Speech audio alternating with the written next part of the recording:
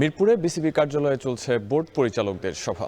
আলোচনা হবে আসন্ন বিপিএল ও প্রথম বিভাগ ক্রিকেট লিগ সহ বেশ কিছু গুরুত্বপূর্ণ ইস্যুতে। এই মুহূর্তে সেখানে আছেন সহকর্মী জুবায়ের আহমেদ। সরাসরি চলে যাচ্ছি তার কাছে।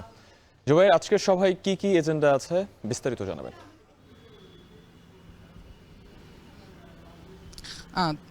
আজকে যদি বিপিএল এর আবহে যে বোর্ড সভাটা হচ্ছে সেটা কিন্তু এই বছরের জন্য সর্বশেষ বোর্ড সভা। বেশ কিছু এজেন্ডা নিয়ে বিসিবিতে পরিচালকরা জড়ো হয়েছেন। তার মধ্যে অবশ্যই যেটা সবচেয়ে বেশি প্রাধান্য পাচ্ছে সেটা হচ্ছে বিপিএল। আমরা জানি বিপিএলকে কেন্দ্র করে একটা বড় ধরনের উদ্বোধন অনুষ্ঠান হওয়ার কথা ছিল, সেটা কিন্তু হচ্ছে না নিরাপত্তা শঙ্কার কারণে।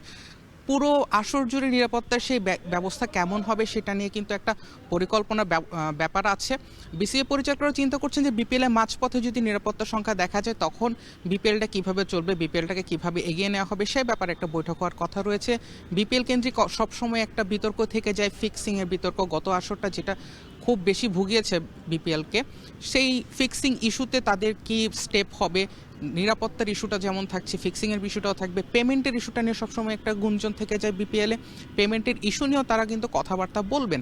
বিপিএলের এই আবহের বাইরে যদি আমরা তাকাই তাহলে ফার্স্ট ক্লাস ক্রিকেট নিয়ে কিন্তু বাংলাদেশে বেশ একটা ক্রান্তি লগ্ন পার করছে। 900 ক্রিকেটারের ভাগ্য নিয়ে একটা জল্পনা কল্পনা রয়েছে।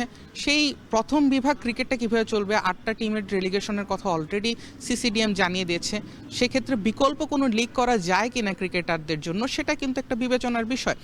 কিংবা বিকল্প লিগ হলে তাতে কোন 8 ক্লাব থাকবে, কি 20 ক্লাব থাকবে নাকি 12 ক্লাব থাকবে, সেগুলো নিয়ে এক ধরনের আলোচনার কথা রয়েছে।